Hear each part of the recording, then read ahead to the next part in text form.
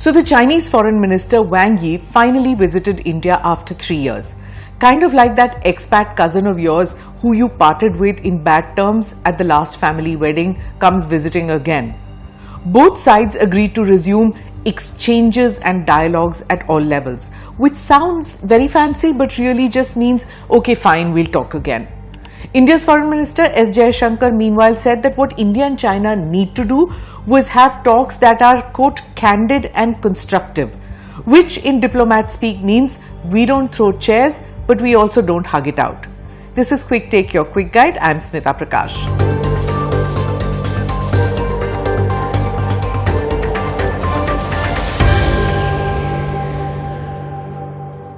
History, the trust problem. Of course, India and China have what we might politely call history.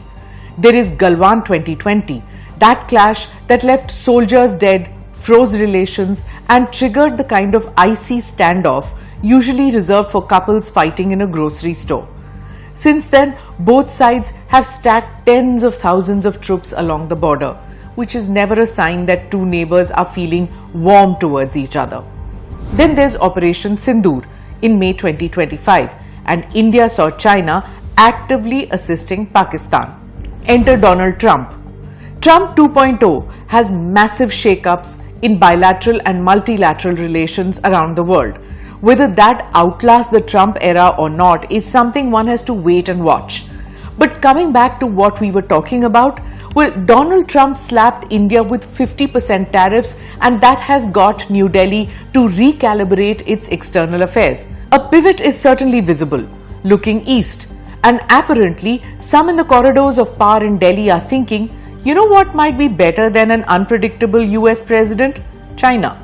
Which, to be fair, is like saying, my current roommate keeps setting fire to the kitchen, so I'll move in with a guy who occasionally causes a pandemic. Too harsh? Meetings and promises.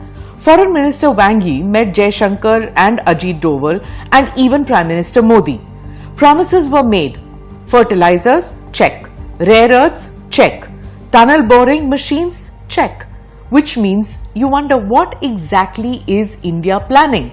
Because if this sounds less like diplomacy and more like the start of a Bond villain shopping list, that's because it kind of is. Now the problem is, China doesn't really see India as an equal partner. To be fair, the US doesn't either. So congratulations India, you've been equally underestimated by two global superpowers.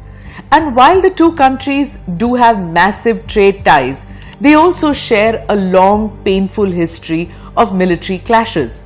The list of disputes is basically a greatest hits album of international tension. Boundaries, Taiwan, the Dalai Lama, Tibet, Pakistan, Kashmir, Arunachal Pradesh, all the classics. The SCO summit angle.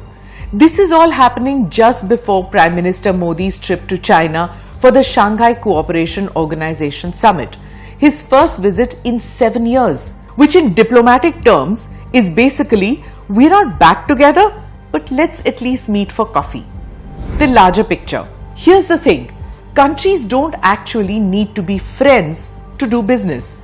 You don't have to like your co-worker to share a spreadsheet. China and India are both ancient civilizations. They're not looking for friendship bracelets. What they can have is a working relationship built on practicality, especially now that China knows one thing for sure.